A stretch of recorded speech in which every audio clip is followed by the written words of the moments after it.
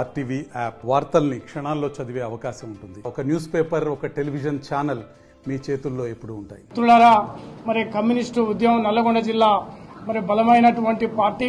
మరి ఇవాళ మరి ఒక 10 సంవత్సరాల తర్వాత మన ఉమ్మడి నల్లగొండ జిల్లాకు ఒక ప్రాతినిధ్యం రావడానికి అవకాశం ఏర్పడ్డది.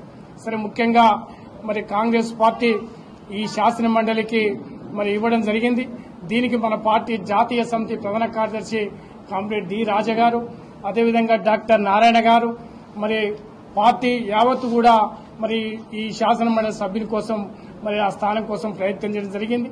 అదేవిధంగా రాష్ట్ర పార్టీ కార్యదర్శి మరి డాక్టర్ నారాయణ గారు, మరి అదేవిధంగా మన పార్టీ జాతీయ కమిటీ సభ్యులు కామ్రేడ్ పల్లా వెంకరెడ్డి గారు మరి యావత్తు కూడా మరి ఇచ్చినటువంటి వాగ్దానాన్ని అమలు చేయడానికి కాంగ్రెస్ పార్టీ మీద ఒత్తిడి తీసుకొచ్చి ఈ శాసన మండలి స్థానాన్ని మన పార్టీ కేటాయించడం జరిగింది. దానిలో తర్వాత మరి రాష్ట్ర పార్టీ కూడా ఏకగ్రీవంగా మరి నన్ను అభ్యర్థిగా శాసనమండలి సభ్యునిగా మరి నిర్ణయం చేయడం జరిగింది. నేను సిపిఐ జాతీయ సమితి నాయకత్వానికి, అదేవిధంగా రాష్ట్ర పార్టీ నాయకత్వానికి మరి అనుకున్న ప్రకారంగా ఎన్నికల ఒప్పందంలో భాగంగా మరి కాంగ్రెస్ పార్టీ నాయకత్వానికి ముఖ్యంగా ముఖ్యమంత్రి రేవంత్ రెడ్డి గారికి, అదేవిధంగా ఉప ముఖ్యమంత్రి బట్టి విక్రమార్క గారికి, కాంగ్రెస్ పార్టీ రాష్ట్ర అధ్యక్షులు మహేష్ కుమార్ గౌడ్ గారికి, అదేవిధంగా మన రాష్ట్ర మంత్రులు మరి కోమటిరెడ్డి వెంకరెడ్డి గారికి, మరి ఉత్తమ్ కుమార్ రెడ్డి గారికి నేను మరి నమస్కారాలు తెలియజేస్తూ ఈ సందర్భంగా మరి నల్లగొండ జిల్లాకు వచ్చినటువంటి రాష్ట్రానికి వచ్చినటువంటి కమ్యూనిస్ట్ పార్టీగా దాన్ని ముఖ్యంగా మరి పీడిత ప్రజల కోసం, అణగారిన వర్గాల కోసం, మరి కార్మిక రైతాంగ ఉద్యమాలకు మన పార్టీ శ్రేణులకు, అదేవిధంగా ప్రజా సమస్యల పరిష్కారం కోసం మరి పనిచేస్తాం.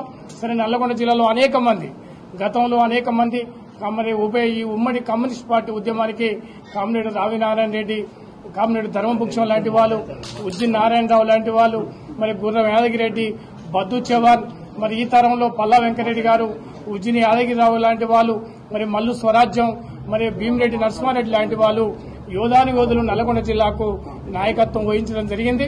వారి బాటలో ప్రయాణం చేస్తాం.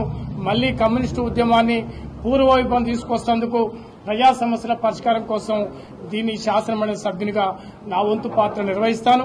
ఎందుకంటే ముఖ్యంగా మరి కమ్యూనిస్టు ఉద్యమం కమ్యూనిస్టు విలువల్ని గాని, కమ్యూనిస్ట్ పార్టీ మరి వారసత్వాన్ని పుణుకుపుచ్చుకొని మరి కమ్యూనిస్ట్ పార్టీ ఉద్యమానికి మరి ముఖ్యంగా బడుగు బలహీన వర్గాలు, మరి దళిత వర్గాల పక్షంగా, మరి సామాజిక వర్గాల పక్షంగా నిలబడి ప్రజా సమస్యల పరిష్కారం కోసం నిలబడతారని సందర్భంగా నేను విజ్ఞప్తి చేస్తూ, మరి ఏదైతే నమ్మకాన్ని ఉంచి మరి నాకు ఇచ్చినటువంటి అవకాశాన్ని ఒమ్ము చేయకుండా, ఇది కమ్యూనిస్టుగా మరి కేవలం ఇది పదవి కాకుండా బాధ్యతగానే ఆలోచించి ఈ సమస్యని మరి దీన్ని శాసనమండలి సభ్యునిగా మరి నేను ప్రయత్నం చేస్తాను. ఈ 6 సంవత్సరాలుగా ప్రజా సమస్యల పరిష్కారం కోసం, ముఖ్యంగా రైతాంగం గాని, కార్మిక సమస్యలు గాని, ఉద్యోగ విషయాలు గాని, మరి అసంఘటిత వర్గం కోసం గాని ప్రజా సమస్యల పరిష్కారం కోసం తన వంతు బాధ్యతగా నేను చేసేందుకు మీ అందరికి కూడా విజ్ఞప్తి చేస్తూ, ఆ రకంగా మరి నమ్మకాన్ని ఒంపు చేయకుండా పార్టీ ఉద్యమాన్ని గాని మరి బడుగు బలహీన వర్గాల పక్షంగా మరి పనిచేస్తానని. మరిన్ని వీడియోస్ కోసం ఛానల్ ని సబ్స్క్రైబ్ చేయండి. లేటెస్ట్ అప్డేట్స్ కోసం వాట్సాప్ ఛానల్ ని ఫాలో చేయండి. అండ్ లింక్ డిస్క్రిప్షన్ లో ఉంది.